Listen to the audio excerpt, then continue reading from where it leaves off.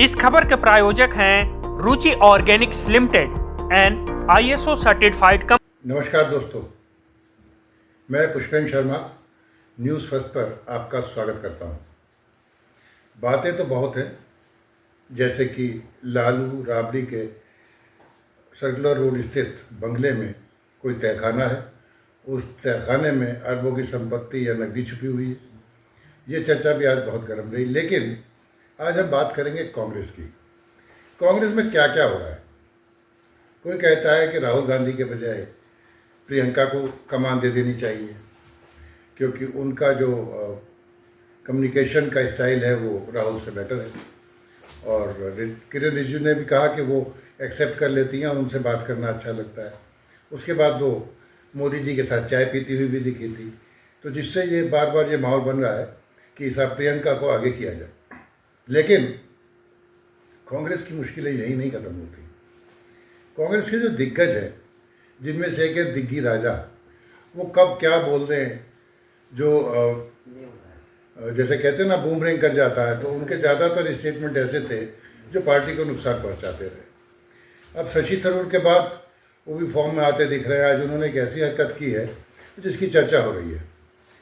कांग्रेस नेता और पार्टी के राज्यसभा सांसद दिग्विजय सिंह ने प्रधानमंत्री नरेंद्र मोदी की एक तस्वीर सोशल मीडिया पर साझा की है। इस तस्वीर के साथ उन्होंने कैप्शन में लिखा कि ये साइट पर मुझे चित्र मिला, बहुत ही प्रभावशाली है। किस प्रकार आरएसएस का जमीनी स्वयंसेवक व जनसंघ बीजेपी का कार्यकर्ता नेताओं के चरणों में फर्श पर बैठकर प्रदेश का मुख्यमंत्री व देश का प्रधानमंत्री बना, यह संगठन की शक्ति है। जय सिया राम। उन्होंने ये संकेत देने की कोशिश की है कि वहाँ संगठन ज़्यादा मजबूत है, संगठन की इज्जत ज़्यादा है और इसीलिए वहाँ पर कोई ज़मीनी कार्यकर्ता शीर्ष तक पहुँच सकता है। वो क्या कहना चाह रहे हैं, हालांकि बाद में जैसा होता है वो सफाई देते रहेंगे। उधर शशि थरूर बहुत से ऐसे बयान दे चुके हैं, बैठकों से दूर रहते थे। आज वो एक CWC की बैठक में गए, लेकिन उससे पहले उन्होंने कहा कि अगर विदेश नीति पर कहीं देश की हार होती है या प्रधानमंत्री की हार होती है तो उसे प्रधानमंत्री की हार कहना गलत है, वो देश की हार है। उनका संकेत किस तरफ हो सकता है ये आप और हम भली भांति जानते हैं। आज शशि थरूर आज यानी शनिवार को लंबे समय बाद भागते भागते कांग्रेस कार्य समिति की बैठक में पहुंचे। उन्होंने इस दौरान मीडिया का अभिवादन भी किया। भागने के दौरान मुस्कुराते हुए नजर आए।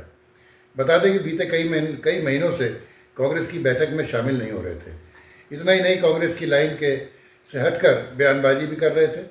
अब बीते कुछ दिनों से मोदी सरकार पर भी हमला बोलते नजर आ रहे हैं। कांग्रेस की 2 बैठकों में शशि थरूर ने भाग नहीं लिया। शीतकालीन सत्र की बैठक में शशि थरूर शामिल नहीं हुए थे। 18 नवंबर को जो कांग्रेस की एक बैठक हुई थी उसमें भी शशि थरूर अनुपस्थित रहे थे। विदेश में व्यस्त होने के कारण उन्होंने दिल्ली के रामलीला मैदान में कांग्रेस की वोट चोर गद्दी छोड़ रैली में भी भाग नहीं लिया था। तो ऐसे में लोकसभा विपक्ष के नेता राहुल गांधी की अध्यक्षता में कांग्रेस सांसदों की बैठक में भी वो शामिल नहीं हुए थे। अब इसको ले उधर भाजपा भी हमलावर है कांग्रेस पे, खासतौर पर राहुल गांधी पे। भाजपा सांसद और वरिष्ठ नेता सुधांशु त्रिवेदी ने कांग्रेस और राहुल गांधी पर तीखा हमला बोला। उन्होंने ग्लोबल प्रोग्रेसिव पार्टी और राहुल गांधी के जर्मनी दौरे को लेकर कांग्रेस की मंशा पर सवाल खड़े किए। त्रिवेदी ने आरोप लगाया कि कांग्रेस और राहुल गांधी बार बार विदेशी मंचों का इस्तेमाल कर भारत की आंतरिक राजनीति और लोकतांत्रिक संस्थाओं को बदनाम करने की कोशिश कर रहे हैं। मित्रों, आज हम एक सर्वविदित परंतु बहुत गंभीर पक्ष की तरफ आपका ध्यान आकृष्ट करना चाहते हैं। सर्वविदित तथ्य यह है कि श्री राहुल गांधी जी यदा कदा विदेश यात्रा करते हैं और वहां पर वो सदैव भारत के प्रति व्यथित भी पाए जाते हैं। परंतु आज उनके पैतृक सलाहकार श्री सैम पित्रोदा, क्योंकि वो उनके स्वर्गीय पिताजी के भी सलाहकार रहे थे, और उनके वैचारिक मानस के निर्माता यानी who is his traditional family advisor and architect of his mindset and psychology, Mr. Sam Pitroda, in his interview yesterday, has inadvertently exposed the real face of Congress party. उन्होंने कल एक इंटरव्यू में कहा कि Congress party global progressive alliance नामक एक गठबंधन का हिस्सा है और उसी में भाग लेने के लिए राहुल गांधी जी जर्मनी गए थे। अब यह ग्लोबल प्रोग्रेसिव अलायंस एक ऐसे संगठन से जुड़ा हुआ है जो भारत विरोधी शक्तियों के साथ और भारत विरोधी बातों को स्थापित करने वाले अनेक संगठनों के नेटवर्क का हिस्सा है। इसी यात्रा के दौरान आपको पहले से यह बात पता है कि सेंट्रल यूरोपियन यूनिवर्सिटी की प्रेसिडेंट कॉर्नेलिया वुल से वो मिले थे और स्पष्ट रूप से central European university George Soros की ओपन सोसाइटी फाउंडेशन से फंडेड है।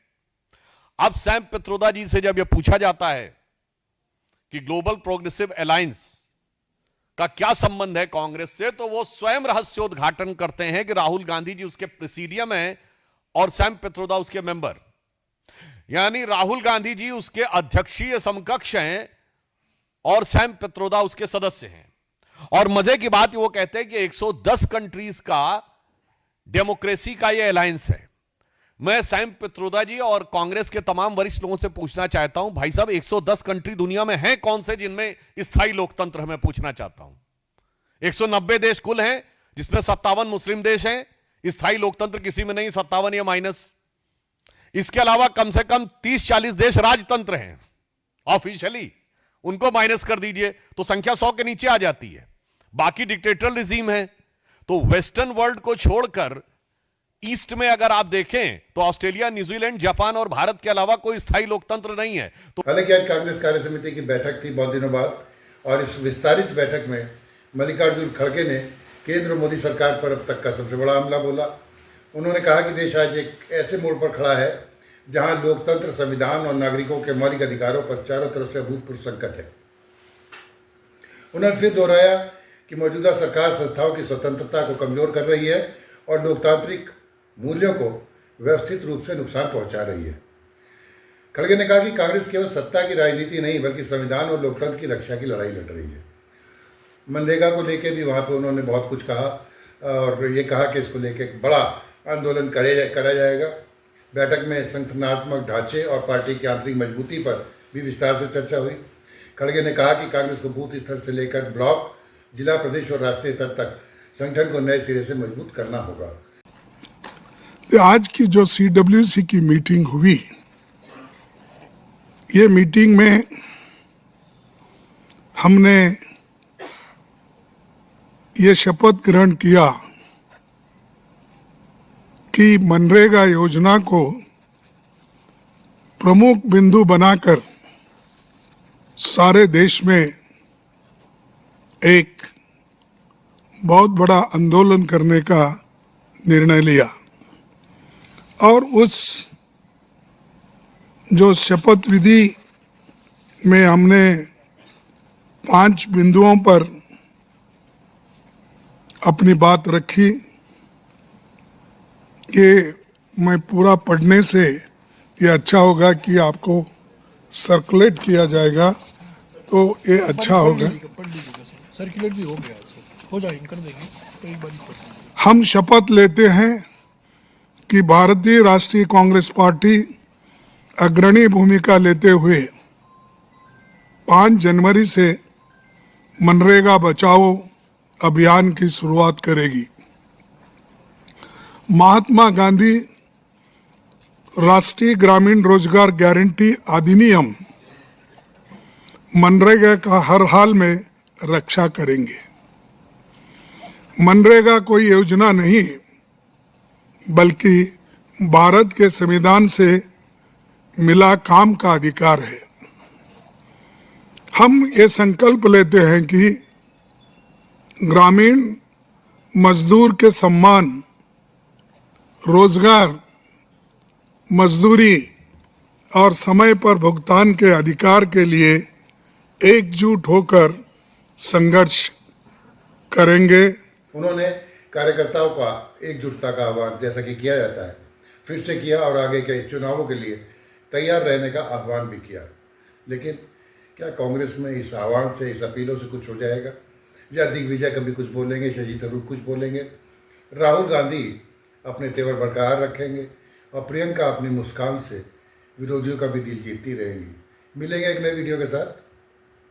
अगर आपने अभी तक चैनल को सब्सक्राइब नहीं किया तो कृपया सब्सक्राइब करें, लाइक करें, शेयर करें और हमें ये ज़रूर बताएं आपको ये वीडियो कैसा लगा। तब तक के लिए नमस्कार, धन्यवाद।